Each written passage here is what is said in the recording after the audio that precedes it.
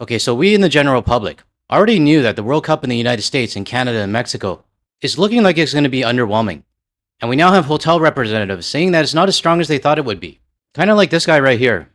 Embassy Suites vice president says rooms are booking out for the summer, but they don't expect to hit 600,000 people. Bookings are strong, but they're not as strong as they thought they would be. So in other words, it'll just be like a regular spring and summer without the anticipated FIFA bookings. And some of these hotels who crafted some beautiful FIFA packages might need to start reevaluating if they're actually going to be attractive enough. So in this video, I have a few articles I want to discuss that all revolve around the FIFA World Cup. And the top left one, there might even be a strike at the LA Stadium hosting the World Cup, all because of ice. So let's get started and I'll show the rest of the clip that I showed at the beginning of this video. And if you want to hear more from a Canadian and international perspective, or you hate FIFA as much as I do because they support this corrupt orange idiot, hit that subscribe button below so you're notified of my future videos. Alright, let's get started. We are just 2 months away from the World Cup coming to the Kansas City metro, and hotels are getting ready for the boost in visitors. I'm Johnson County reporter Isabella Ladon. Olathe raised its hotel guest tax right before the World Cup. We're going in depth on how that money helps the city. When you book a stay at Embassy Suites in Olathe, 9% of the cost goes towards Olathe tourism and economic development. In 2026, we're utilizing all those resources and all those funds to promote Olathe to all the World Cup visitors. Okay, I'm not gonna lie, I had to look up where Olathe, Kansas was. And it looks like it's like southwest of Kansas City. But the question I have is that they have to raise their taxes. And why is that? I mean, I don't know how much international or tourism Olathe, Kansas gets, but raising taxes clearly shows that they were short from last year. And when I had my call with Professor Wayne Smith from the Toronto Metropolitan University, he mentioned that starting in Q2, we would start to hear more cities and counties and areas either raising taxes or cutting programs. All because they're lacking the tourist revenue from last year. So I do expect to see more reports when it comes to taxes in the United States and what they have to cut or what they have to raise.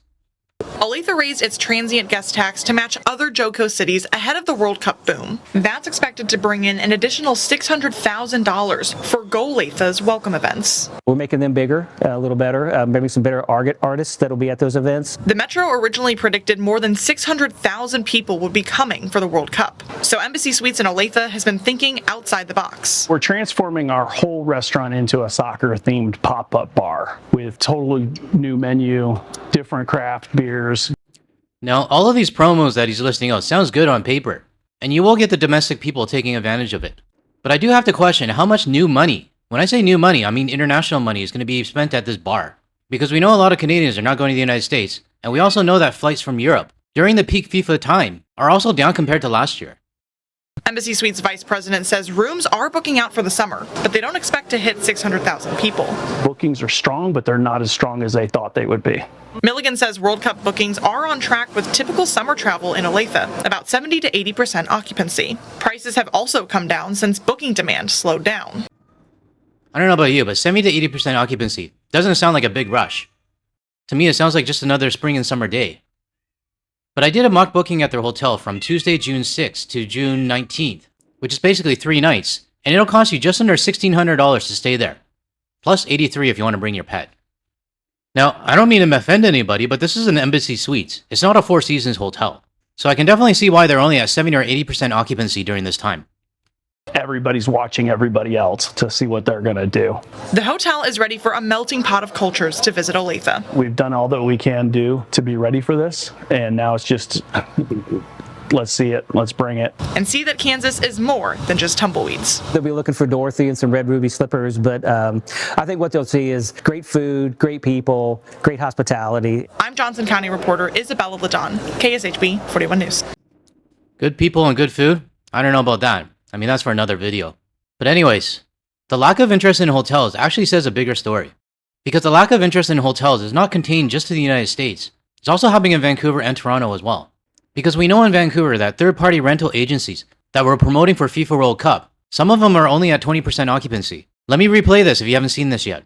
BC tour operator Maria Wehak has put a lot of work into creating an affordable experience for FIFA fans, pre-booking 250 dorm rooms at Burnaby Simon Fraser University.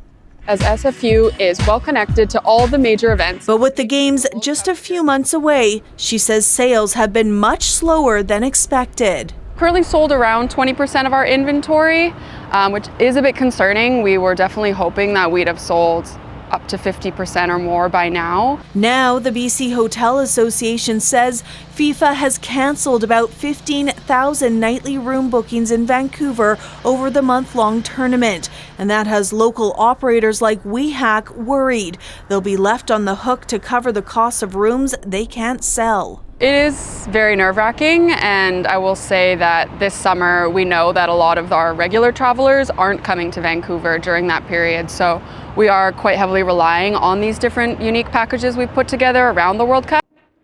And that's why I say these operators need to start reconstructing their packages, because the World Cup one isn't really working out. And I know I mentioned this in my previous video, but SFU is not really a good place to stay if you're going to be in Vancouver for the World Cup. If you're coming from overseas or out of town, you can take the 135 bus all the way downtown, but if you're hitting rush hour, that's a good hour. And the other method, go down the hill, take the SkyTrain, all the way to Commercial and then connect to downtown. It's a long trek to get there, and I'm sure many people who are coming in from out of town, they're going to want to be close to BC Place. Yellowtown and Olympic Village, those are probably better places for people to stay. But then again, the price is going to be jacked up as well. I spent more than enough time at SFU, and I know how much of a pain in the ass it is to get up the hill and down the hill. But the fact that occupancy in Vancouver, Canada, which is not the United States, is also down, tells me that the interest of the FIFA World Cup is not there. And it's also down in Mexico as well. I remember a lot of people would say that, oh, we're interested in FIFA, but we're just not going to go to the United States. So then we're going to go to Canada and Mexico. Well, unfortunately, that's not reflecting in the amount of bookings that are being made. And unfortunately, operators like this person is probably struggling right now to fill their capacity. But lately, we're seeing more and more articles like this one, and it's titled, Orange Guy Chill Hits World Cup Demand as Panic Hotels Slash Rates. And I want to read parts of this article out. Panicked US hotels are slashing room rates for the World Cup amid a demand shortfall, exacerbated by what executives believe is being driven by a surge of anti-American sentiment. You know what I can't stand is when these executives kind of tiptoe around what the actual issue is. Like this line right here, exacerbated by what executives believe is being driven by a surge of anti-American sentiments. Well, no shit. I mean, what else would it be? The United States would not be having this problem right now if it wasn't for the president. Back to the article. Industry executives have hoped that the FIFA World Cup would revive last year's slump in travel to the country. Last year, FIFA projected that millions of international visitors would give the US a $30.5 billion economic boost. Ha! But the demand hasn't materialized, forcing FIFA to begin canceling tens of thousands of reserved rooms in host cities across the country. 11 US cities will be hosting matches during the World Cup, scheduled from June 11th to July 19th. So here's my question, where's all those people that used to rag in my comments, saying that the World Cup is going to recover the US tourism industry? Those haters are pretty silent these days. Last part of this article I want to read out. Aaron Ryan, director of the Industry Studies at Research Group for Tourism Economics, agreed, saying that the pre-existing US anti-sentiment amid the second Orange Guy administration has been made far worse by the Iran war. I'm seeing a lot of people start to panic and lower the rates, Scott Yesner, founder of the Philadelphia-based short-term rental and boutique hotel, managed company Bespoke Stay, told the publication. So let me recap what's going on with the hotel industry when it comes to FIFA. You have these boutique hotels that are struggling and lowering their rates. You have the regular hotels finding out that they're not selling the packages as fast as they wanted to. Then you get the third-party companies and operators who are only selling 20% of their inventory. So they're struggling on their own. But wait, there's more. You get FIFA canceling thousands of rooms in every host city, dumping more inventory into the market. I'm not an economics or commerce expert, but I know what supply and demand is. And this next article actually digs in a little bit further on the claim that the World Cup is going to be the savior for the US tourism economy. Now, I'm not going to read out the whole article because it summarizes a lot of things that we already know. But there's a few paragraphs in here as well as case studies of people not going to the United States because of what's going on right now. I'll leave a link in the description below if you want to read it over. It is behind a paywall, but I have a link here that shows or helps you bypass the paywall. Let me get started on what I wanted to show everyone. Mr. Mills, 76, who has been to 6 World Cups since 1966, is staying home. He said he had made some comments online about the Orange president's policies and feared he would be denied entry at the border because the administration proposed social media checks and broader immigration crackdowns. I'm not a poor man, but with the cost involved, it's too much to risk, said Mr. Mills. See, everything's kind of tying together, whether it's the social media checks, the issues at the border, the stupid costs for the visas, the bonds. These are all deterrents on why people don't want to go to the United States. And this is also going to be why the World Cup is not going to be the savior for the US tourism industry. And some die-hard World Cup fans like Mr. Mills are saying no. Now, there will be diehard fans that are still going to go, and you know what? Everyone's free to do whatever they want. But I would not be surprised during the month of June and July, we're going to hear reports of people saying, I wanted to go attend the World Cup, and I got detained at the border. So when those reports start showing up, you can bet I'm going to report those ones.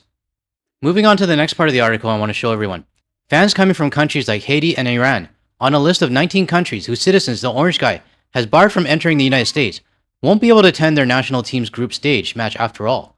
Supporters of soccer powerhouses like Ivory Coast and Senegal, among the 14 African nations whose citizens face the tight visa restrictions, could be forced to post bonds of up to $15,000 to enter the country.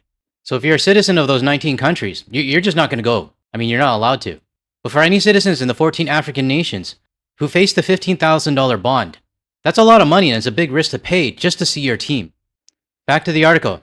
Adem Asha, 32, a Turkish citizen who lives in Slovakia, obtained a US visa last year in order to watch Lionel Messi of Argentina and Cristiano Ronaldo of Portugal in what would be their last World Cup.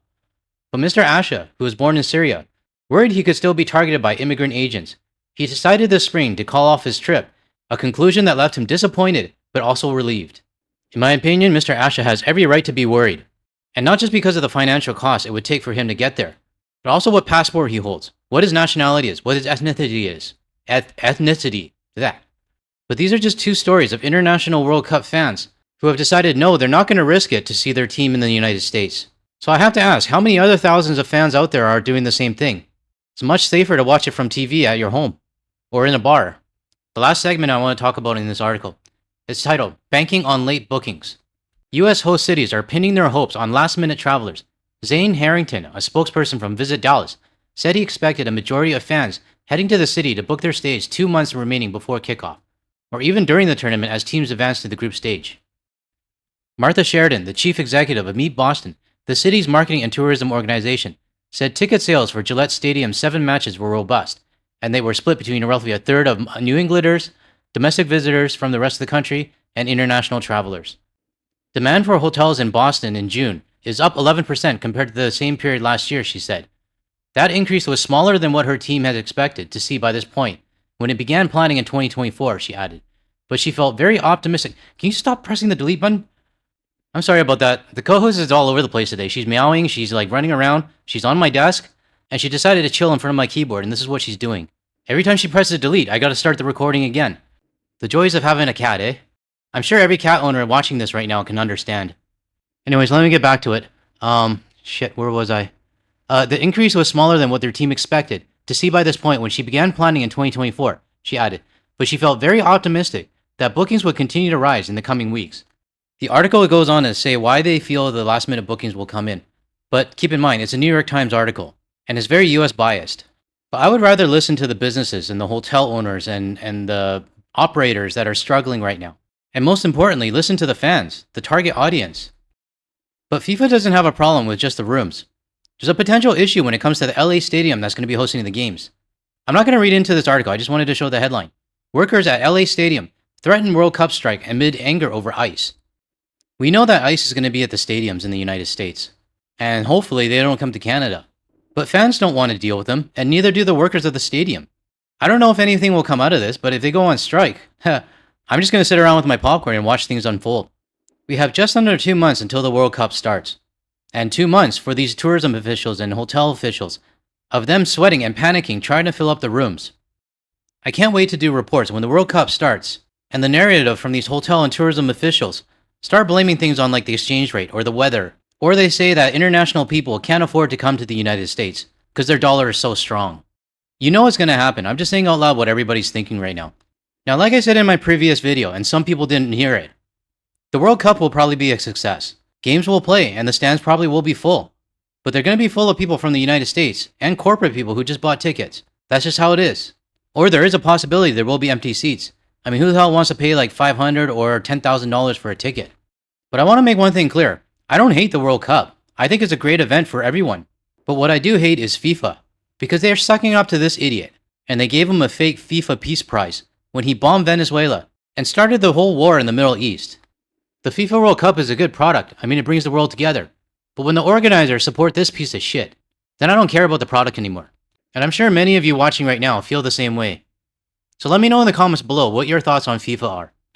To close off this video, I would like to thank Lorelei for sending this photo from Prince Edward Island. I'm not sure what beach this is. I actually looked it up and I couldn't tell which direction. I couldn't tell where the beach was. But in the background is the Confederation Bridge, which connects New Brunswick and Prince Edward Island. And my parents drove over the bridge last year when they did their Eastern Canada trip. So I would like to thank Lorelei for sending this photo over. And if anybody knows what the name of this beach is, post it in the comments below. Alright, that's all I got for this video.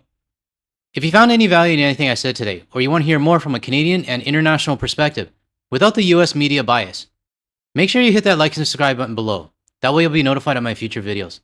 And if you want to see more of my videos, check out the ones that are going to show up on your screen shortly. Thanks everyone, I'll catch you in the next one.